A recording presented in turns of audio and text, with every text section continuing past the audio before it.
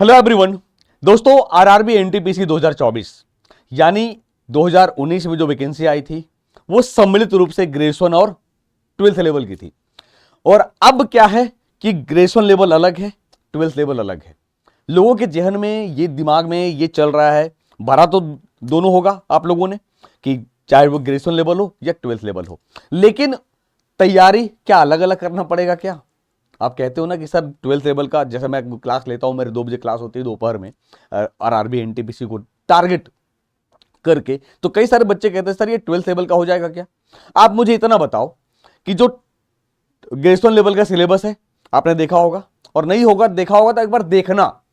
Twelfth level का form भरा है, आपने सिलेबस देखा है? नहीं देखा हो तो देखना सिलेबस। सिलेबस देखने के बाद आपको अंदाज लग जाएगा कि जो ग्रेजुएशन लेवल वाले में क्या अकबर है, इसमें अकबर नहीं है क्या? सब तो वही है, प्री सीबीटी 1 सीबीटी 2 सब में तो वही खेल है। तो फिर परेशान क्यों होना? आप ये सोचो ना कि सर हमें 2 बार मौका मिल रहा है। मान लो कि ठीक है, कई सारे बच्चों के दिमाग में ये है कि सर अलग अलग क्यों निकाल दिया, पैसा लग रहा है। आप ये सोचो दोस्तों कि अगर सीबीटी 1 नहीं हुआ था जिनका, वो चाह रहे थे, अगर आपसे बोल दिया जाए कि फिर से 500 रुपया दो और फिर आप सीबीटी पास कर जाओ, आप क्या कहते? मेरे 1000 रुपया ले ले लेकिन मेरी सीबीटी करा दे, ये तो कहते। तो आप ये सोचो कि आपको 2 बार मौका मिल रहा है। हम पॉजिटिव में सोचते हैं, नेगेटिव नहीं लेते हैं, पॉजिटिव सोचते हैं कि हमें 2 बार मौका मिल रहा है। मान लो ग्रेजुएशन लेवल का सीबीटी नहीं हुआ, हमारा इंटर लेवल का है ना, और क्यों नहीं होगा ये तो सोचे ही ना कि नहीं होगा। हम तो सोच रहे हैं कि हमें 2 बार मौका मिला है, 2 बार एग्जाम देंगे, फिर एसआई है, कई सारे हैं। तो सबसे बड़ा चीज है कि जो तैयारी है, प्रिपरेशन है आपकी, जो तैयारी है कि सब तैयारी हम कैसे करें, कुछ समझ नहीं आ रहा है ना। जो आपका प्रिपरेशन है, जो प्रिपरेशन है वो क्या करें, कैसे करें, वो कुछ समझ नहीं आ रहा, भूल जाते हैं, पढ़ते हैं। सबसे पहले चीज कि आप एक चीज ये उठाइए कि सबसे पहले मैं बार बार जोर देता हूं पीवाईक्यूज पे, प्रीवियस ईयर क्वेश्चन पे। इसलिए क्योंकि प्रीवियस ईयर क्वेश्चन आपका ये पैमाना है, रोड मैप है कि रेलवे किस लेवल के सवाल पूछा है और किस लेवल के सवाल पूछेगा, पहला। दूसरा चीज क्या है कि पीवाईक्यू देखिए, और अभी से ही आप अपना मूड बना लो अपना कि हमें एक मॉक टेस्ट, अभी से ही आदत मॉक टेस्ट देने हैं, है ना। पीवाईक्यू लगाओ और मॉक टेस्ट दो। मॉक टेस्ट देते साथ ऐसा नहीं है कि हम आए ऑनलाइन या ऑफलाइन जो भी मॉक दे रहे हैं, मान लो कि सर 40 सवाल है, हम मॉक दिए, 40 में से मेरा 30 सही हुआ, बस काम खत्म। ये जो 10 सवाल गलती किए हो उस पर कौन काम करेगा? मैं या आपके नाना जी? कौन काम करेगा? आप ही तो काम करोगे। तो सर कैसे काम करना होगा 10 सवाल में? मतलब बच्चों आप ये सोचो कि जो 10 क्वेश्चन है, जो 10 क्वेश्चन है, जो 10 क्वेश्चन है, ये जो आपने गलत किया है, ये जो आपने गलत किया है, अब सबसे सिंपल तरीका है कि जहां आप टेस्ट दोगे, चाहे ऑनलाइन दोगे ऑफलाइन दोगे, एक्सप्लेनेशन तो होगा। चलो मान लेते नहीं है आपके पास, क्वेश्चन तो है, आंसर तो होगा। आप मेरे से पूछ लो सर ये सवाल हमने लगाया था, हमें नहीं समझ में आया, आप ये क्लास में करा देना। अरे बात तो करोगे तभी तो, बात तो करोगे तभी तो, है ना। तो आप 10 क्वेश्चन का आप नोट्स बनाइए जो गलत किए हैं।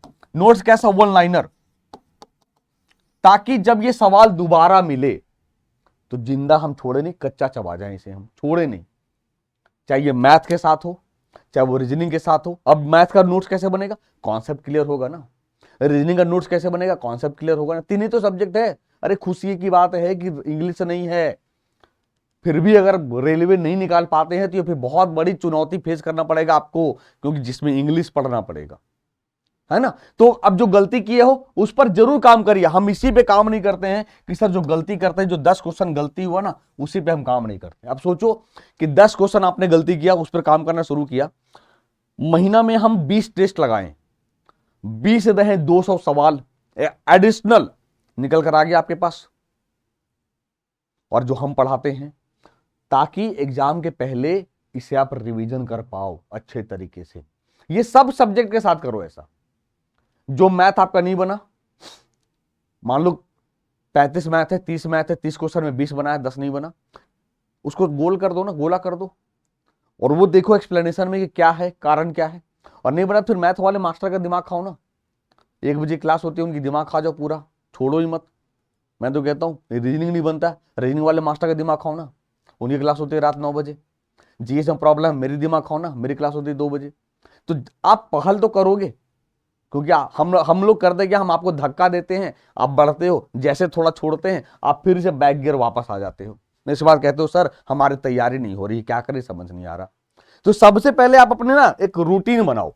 सबसे पहले आप एक रूटीन बनाओ कि इस रूटीन में हमें कितने देर पढ़ना है।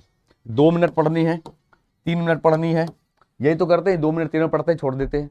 कम से कम आप रूटीन बनाइए। प्रत्येक सब्जेक्ट, मैथ है, रीजनिंग है और जीके है, यही तो 3 ही सब्जेक्ट तो है रेलवे में।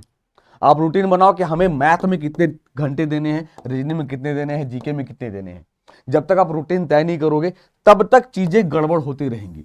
होता क्या, हमें जीके में मजा आता है ना, तो हम मैक्सिमम टाइम जीके में दे देते हैं।